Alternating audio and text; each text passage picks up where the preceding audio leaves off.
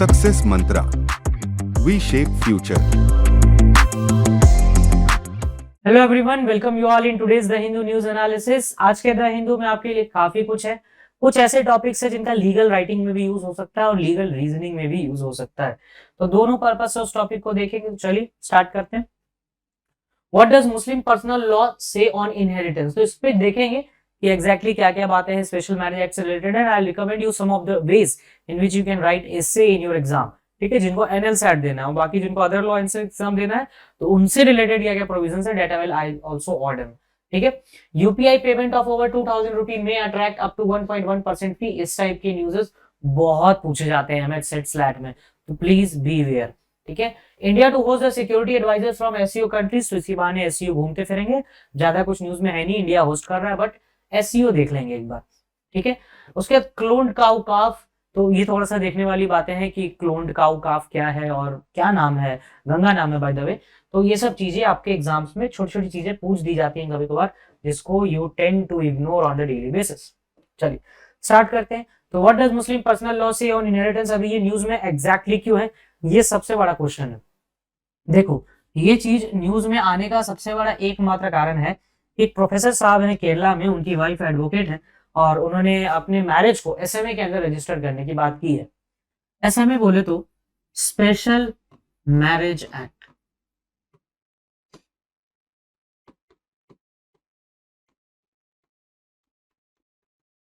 ठीक है, special marriage act. अभी एनएल सेट वाले देख लो कि किस तरह से इस चीज को देखना है, इस न्यूज को आप एग्जाम में किस तरह से देखोगे। एनएल सेट के लिए आपको लीगल राइटिंग और एसे राइटिंग, ये दो बातें होती है ना,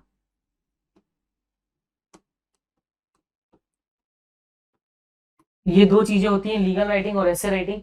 तो आपको इन दोनों में इस चीज की जरूरत पड़ेगी। कैसे? आजकल देखा जा रहा है कि लोग स्विच कर रहे हैं मोर सेक्युलर लॉ की तरफ, और special marriage is a secular law. कोई हिंदू ना मुस्लिम ना सिख ना ईसाई, सब इसके अंदर आ सकते हैं। Special marriage act, special marriage act एक कारण, दो तीन कारणों से और न्यूज में रहा है बीच में, क्योंकि एक तो सुप्रीम कोर्ट में केस चल रहा है स्पेशल मैरिज एक्ट में इंक्लूड करने का कि भाई जो गे कपल्स होते हैं उनके मैरिज के लिए। तो एक तो LGBTQIA+ इनके लिए चल रहा है ये case, lesbian, gay, bisexual, transgender, queer, intersex and asexual, तो वो चीज आपको इसमें देखना है। दूसरी न्यूज इसलिए है क्योंकि स्वरा भास्कर ने भी शादी करी थी रिसेंटली, आपको स्पेशल मैरिज एक्ट में। तो ये ट्रेंड देखा जा रहा है, एक तो इन दोनों को अगर कनेक्ट करो, आज वाले इशू और लास्ट वाले को, तो ये ट्रेंड देखा जा रहा है कि लोग एसएमए की तरफ स्विच कर रहे हैं। ऐसा क्यों हो रहा है, why secular law is being there, और क्या उसके रिपरकशंस और क्या उसके आउटकम्स है, ये आप अपने एसे राइटिंग में लिख सकते हो। बात आएगी अगर लीगल राइटिंग की, तो एक कोई आपका फैक्चुअल सिचुएशन होगा, उसके बेसिस पे आपको डिसाइड कर, दैट इज योर थिंग। अब आते हैं क्लैट पे। क्लैट में कुछ नहीं करेगा, एक रीजनिंग बनाएगा और उसके ऊपर बेसिस पे क्वेश्चन होगा एसएमए प्लस पर्सनल लॉ के बेसिस पे। तो ये दोनों के बेसिस पे आपके क्वेश्चंस पूछे जाएंगे। अच्छा, last but not the least, जो अदर एंट्रेंस एग्जाम है उसमें हिबा का मतलब पूछा जा सकता है आपसे, क्या होता है आपसे पूछा जा सकता है, एसएमए कब आया था, ठीक है, इनहेरिटेंस कैसे होता है मुस्लिम लॉ में। आप पूछोगे सर डीयू में तो लॉ है ही नहीं, अरे एमएच सेट तो है, एक ही एग्जाम है क्या, पीयू तो है, आपका स्लैट तो है, अदर एग्जाम बहुत सारे एग्जाम्स हैं, ठीक है, जिसमें ये चीजें पूछी जाती हैं। तो इस तरीके से इस पर्टिकुलर न्यूज को देखो, आपका जो भी एग्जाम होगा अपने हिसाब से कैटेगराइज करके पढ़ लेना। ठीक है, अब इससे ज्यादा आसान क्या करे किसी चीज को। Why did Muslim couple, ये सिंपल है, Why did Muslim couple from Kerala decided to get married under the SMA special marriage act. एक केरला में एक मुस्लिम कपल है, वो चाह रहे हैं कि अपना मैरिज एसएमए के अंदर रजिस्टर कराएं, जिसके कारण सेक्युलर लॉ के प्रिंसिपल्स उनके फैमिली के इनहेरिटेंस पे अप्लाई होगा। बहुत सिंपल सी बात है, चलिए लॉजिक है। इस्लाम के अकॉर्डिंग एक बेटी को हाफ शेयर मिलता है सन के शेयर से, मतलब अगर कोई सन 100 मीटर का प्लॉट इनहेरिट करता है from the father, the daughter gets a plot of 50 metres और half the value of 100 metre plot. मतलब कि अगर मान लो कि दो भाई बहन है, एक भाई बहन है एक फैमिली में, इस्लामिक फैमिली है, एक ब्रदर है और एक सिस्टर है, ये दोनों है। और इनके फादर के पास प्रॉपर्टी है 100 एकड़ की, ठीक है। तो उस 100 एकड़ का डिवीजन या तो ये मिल जाएगा इसको और इसका आधा इसको मिलेगा, या फिर इसके अमाउंट का आधा मिलेगा 1/2। मान लो ये 100 एकड़ 1 करोड़ का हुआ, 1 करोड़ रुपए ब्रदर के पास तो आ जाएगा, बट इसका आधा अमाउंट सिस्टर को 50 लाख मिलेगा बस। तो ये चीज इस्लाम में। अब इस्लाम में इनहेरिटेंस दो तरीके से होता है। यहाँ पे इस्लाम में इनहेरिटेंस जनरली मरने के बाद होता है, after the death, during the life time नहीं होता है, ठीक है। Within Islamic law options are available to such a couple in case they want a property to remain within the family. ये ऑप्शन तब होता है जब वो चाहते हैं कि प्रॉपर्टी फैमिली में ही रह जाए। तो बेटिया पढ़ाया धन वाला कॉन्सेप्ट चलता है इनका। इनका क्या, हर किसी का ये बकवास सा नोशन है। वन सच ऑप्शन इज विरासत और एक वसीयत। दो तरह की चीजें होती हैं। इनहेरिटेंस को इस्लामिक लॉ में आप दो तरीके से बांट लो। एक बेसिक तरीके से अगर देखें तो इनहेरिटेंस इन इस्लाम ऐसे कर लेते हैं। अच्छा, इस्लाम के 5 टेनेट्स मुझे आप बताओगे कि कौन होते हैं 5 टेनेट्स। टेनेट्स का मतलब बता दें, that is the essential practice. जैसे हज हो गया, इबादत हो गया, ठीक है, रोजा हो गया। ये एसेंशियल टेनेट्स का 3 पार्ट बताया मैंने, 2 आप बता देना, कुल मिला के 5 बताना, ठीक है। चलो, अब इस्लाम में अगर बात करें तो बेसिकली 2 तरह से यहाँ पर डिवाइड होता है। एक आता है वसीयत और एक होता है विरासत, जो आपके मतलब का है इस न्यूज में। इन 2 चीजों को हम कैटेगराइज करके देखेंगे, ठीक है। What are the various options, यही है पूरा चीज जो उसमें लिखा है। ऊपर वाला पार्ट एक विरासत का है और नीचे वसीयत का है, ठीक है। सॉरी, ये आपका विरासत वाला पार्ट है और ये वसीयत वाला पार्ट है। अच्छा, वसीयत को इंग्लिश में क्या बोलते हो, विल। ये चीज है। Within the Islamic law, options are available to such a couple in case they want the property to remain with the family। मतलब वसीयत में अगर हम लिखने जाए, नोट्स बनाए, तो वसीयत में क्या होगा, property is with in the family. Primarily जो है प्रॉपर्टी जो है इन द फैमिली रहेगी। ये चीज तो इंपॉर्टेंट है इसमें, जो सबसे प्राइमा फेस आई है, पहले भी देख रहे थे। चलो वापस से देखिए, the first option is to make. अच्छा, वापस यहाँ पर हट गया नहीं, इसको लिख लेते हैं वसीयत, इसको लिख लेते हैं विरासत, यहां पर लिख लेते हैं will. Under which a person can declare that upon his death, हमेशा इनहेरिटेंस याद रखना डेथ के बाद होता है। Upon his death a particular heir shall inherit not more than 1/3 of the property. Will में ये लिख सकता है कि पर्टिकुलर शेयर जो मान लो एक्स पर्सन है, उसको एक प्रॉपर्टी का 1/3 से ज्यादा नहीं मिलना चाहिए। This is often done in case one of the children is not financial sound और हैज स्पेशल नीड्स और has served his parents more than other children. देखो नहीं, 3 बच्चे हैं, एक ने बहुत ज्यादा किया है तो उसको देना है हमें, तो ये लिख देगा कि 1/3 इसको देना है, ठीक है। बाकी जितना हो अपने अलग डिवाइड हो जाएंगे, लेकिन 1/3 इसको देना है। For instance, if 2 children stay abroad and 1 child stay back with the parents to look after them in old age, such a provision may be used। Many Muslim families use this provision during the partition when many families were divided। कि लोग क्या करते हैं कि जो मेरा बेटा मेरे साथ रह रहा है, 3 बच्चे, एक बच्चा मेरे साथ रह रहा है, 2 बाहर रह रहा है, तो जो मेरे साथ रह रहा है, जो मेरी सेवा कर रहा है, उसको इन्हें कह के 1/3 इसको विल दे दिया कि भाई कुछ भी हो जाए लास्ट में प्रॉपर्टी 1/3 इसको मिलनी है, बाकी अलग चीज है। वो तो विल हो गया, वो जनरल बात होगी। विल आपको दोनों में मिल जाएगा, हिंदू लॉ में भी मिल जाएगा, मुस्लिम लॉ में भी मिल जाएगा। अब आते हैं विरासत। बिसाइड वसीयत there is also concept of विरासत। अब ये समझो विरासत का कॉन्सेप्ट क्या होता है।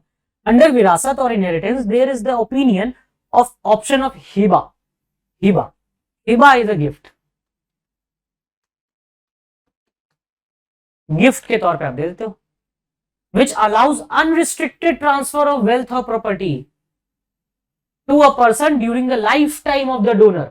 मतलब गिफ्ट दिया जाता है, जैसे मान लो कि सपोज कि इनका बेसिकली इसमें यही कहना चाह रहे हैं कि जो प्रोफेसर साहब है, ये वाइस चांसलर साहब है, वो डायरेक्टली हिबा का यूज कर सकते थे अनलेस उसमें एसएमए में जाके, वो चलिए उनकी चॉइस है अपनी, सेक्युलर लॉ में जाना चाहते हैं तो वो जाए, दैट इज कंप्लीटली फाइन, ठीक है। बट आप मुझे 5 टेनेट्स ऑफ इस्लाम बताओगे क्या होता है।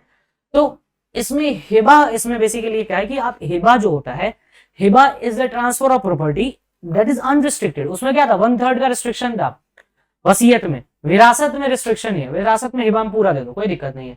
In the case of Kerala couple हिबा provision could have been used. Simple कहा है कि ये प्रोफेसर आप यूज कर सकते थे हिबा का provision to transfer all the property in the name of the daughters during the life time of the parents. This is like a gift deed. हिबा इज अ गिफ्ट, स्टार्टिंग में बताया। Importantly while the Islamic division of property clauses for relatives comes into force once a person dies, ये भी बताया है कि Islamic law में inheritance तभी स्टार्ट होता है जब, जैसे मान लो if I am a Muslim and मेरे घर में प्रॉपर्टी है कोई, वो मुझे उनके लाइफ टाइम में नहीं मिलेगी, जब तक उनकी डेथ नहीं होगी तब तक मुझे नहीं मिल सकती property, unless until the gift is made. A gift deed can be made during one's life time, ये तो जिंदा है ना, ये कर सकते थे transfer easily. The jury is out whether the Kerala couple's action went against the tenets of Islam और arose from parents' anxiety to secure the future of the children. अब देखो ये पर्सनल चॉइस है, सेक्युलर लॉ।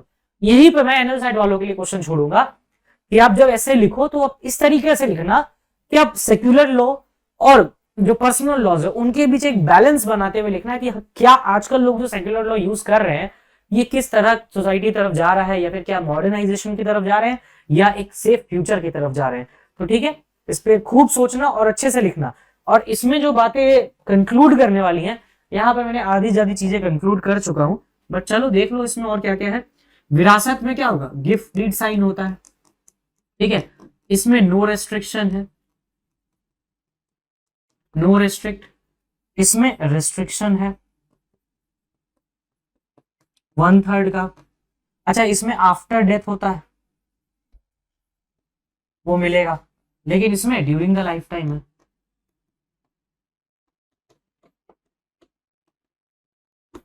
ठीक है, तो ये चार चीजें दोनों में याद रख लो, that is more than enough. ठीक है, ये बार देख लिया। अब आगे बढ़ते हैं। नेक्स्ट है हमारे पास topic is about the UPI payments ऊपर। अच्छा, ये चीज नया है कि 2000 का ऊपर का पेमेंट करोगे तो 1.1% फी लगेगी। अच्छा, ये किनको लगेगी ये चीज देख लो, ये पैनिक मत किया करो सब चीजें देख के। और इसमें एनपीएस को भी देखना होगा एक बार। NPCI, national payment corporation of India ने नोटिफाई किया है कि 1.1% का चार्ज लगेगा on UPI payment transaction done using prepaid instruments. अगर आपके पास प्रीपेड इंस्ट्रूमेंट्स है, जैसे वॉलेट, पेटीएम वॉलेट यूज करते हो, ये कार्ड्स यूज करते हो, तो आपको 1.1% का चार्ज लगेगा फ्रॉम April 1। बस ये चीज याद रखो, दैट इज एनफ। अच्छा, ये है कि भाई कुछ लोअर मर्चेंट्स पे ये डिवाइड होगा 0.5% का, कम लगेगा, उसमें थोड़ा सा छूट मिलेगा। और कहाँ पे नहीं लगेगा ये चीज भी है, interchange will not be applicable to P2P, P2P transfer हो रहा है या P2P मर्चेंट ट्रांसफर कर रहे हो between bank accounts and UPI wallets. UPI क्या होता है, यूनिफाइड पेमेंट इंटरफेस, एक कॉमन प्लेटफॉर्म है सभी बैंक्स के लिए। It was launch in 2016 as a mobile first digital payment platform. ठीक है, ये दो छोटी बातें थी। अच्छा, इसमें 24/7 पेमेंट होता है आईएमपीएस से, immediate payment service transfer, developed by NPCI, ठीक है, under the guidance of RBI. NPCI की बात करें तो एक अम्ब्रेला बॉडी है बेसिकली, जो सबको लेकर चलता है, आरबीआई, आईबी सब इसके अंदर आता है, under the provisions of payment and settlements act 2017 के अंदर बना है। It is a not for profit corporation and companies act 1956 में बना था ये। विजन 2025 का reserve bank of India payment vision है, यूपीआई पर एनुअलाइज ग्रोथ ऑफ 50% का एनुअल ग्रोथ ये कंटेन है आप में। तो बाकी कुछ नहीं, वो चीजें थी, जितनी सारी चीजें बता दी, उससे आगे क्वेश्चन आगे एक्सीड नहीं करेगा।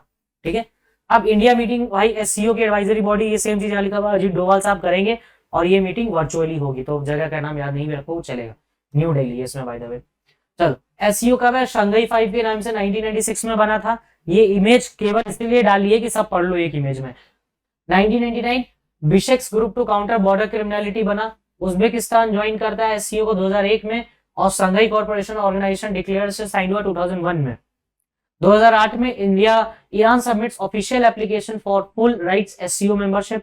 ठीक है, उसके बाद फिर ये बाकी चीजें हैं, रैट्स, इसका रीजनल एंटी टेरर और फंडिंग एग्रीमेंट 2002 में साइन होता है। इसका रैट्स याद करना, rats is important at this point of time. ठीक है, आगे देखते हैं एससीओ। इसका ग्लोबल देखें तो 40% ऑफ ग्लोबल पॉपुलेशन इसके पास है, ग्लोबल जीडीपी का 20% है, 22% ऑफ वर्ल्ड का लैंड मास इसके पास है। शंघाई कॉर्पोरेशन के 9 मेंबर्स हैं, China, India, Kazakhstan, Kyrgyzstan, Russia, Pakistan, Tajikistan, Uzbekistan, Iran, और 3 ऑब्जर्वर्स हैं, Afghanistan, Belarus and Mongolia. About cloned cow calf, देखो क्लोन्ड काउ काफ का नाम याद रखो सबसे पहले तो गंगा। ठीक है, क्लोन गीर और kites are isolated live animals otters on guided needles and then mature 24 hours under the control conditions. ये human basically करते हैं. Somatic cells of elite cows are used as a donor. Opio derived enucleated ocytes, देखो ये सब भी नहीं भी पढ़ोगे चलेगा. ये 2 पॉइंट्स याद रखना कि ज्यादा ही जूम हो गया ये. चलो, क्लोनिंग क्या होता है? एक सामान बनाना. क्लोनशिप का नाम डॉली था, उसी टाइप से ही है. Term cloning describes a number of different processes that can be used to produce genetically identical copies of biological entity. जैसे मान लो मेरा अगर क्लोन बनाओगे तो सेम टू सेम दूसरा पर्सन दिखेगा. क्लोनिंग कैन बी नेचुरल और artificial. Examples of cloning, vegetative reproduction in plants, plants में भी कराते हो. फिर बाइनरी फ्यूजन इन बैक्टीरिया होता है. Clones can also be produce for artificial means जो लैब्स में होते हैं basically. Molecular cloning, cellular cloning, जैसे अभी गंगा को क्लोन किया गया.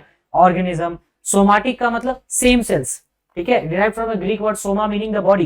Hence all body cells of an organisms apart from the sperm and egg cells, the cell which they arise and undifferent stem cells are called somatic cells. What not to be missed में है a disturbing example of the normalization of law pair. एक बार देखना ये क्या है आजकल जो चल रहा है सिचुएशन उसी पे है. The quota curfew in Karnataka. एक बार पढ़ लेना बस, ज्यादा कुछ नहीं. क्वेश्चंस है. Shyamlal Gopinath committee on recommendations of regarding which of the following issues. Interest rates के रिगार्डिंग है. ईपीएफओ का जो आज आया है फर्स्ट पेज में, that is related with this. Eswatini is a country in, ये रिसेंटली न्यूज में था आपका वायरस के कारण, ठीक है, अफ्रीका है इसका answer. Eswatini. The Indian naval air station INS Garuda, ये आप मुझे बताओगे, ठीक है, विशाखापट्टनम में क्या है. व्हाट डज द सागर मंथन इनिशिएटिव, बेसिकली शिप बिल्डिंग से रिलेटेड है. Hamza Yusuf is said to become the prime minister of which country? Not Burkina Faso, not Pakistan, it is Scotland. So I think that's enough for today, and if you have any doubt, just mention in the comment section. Thank you. That's all from my side.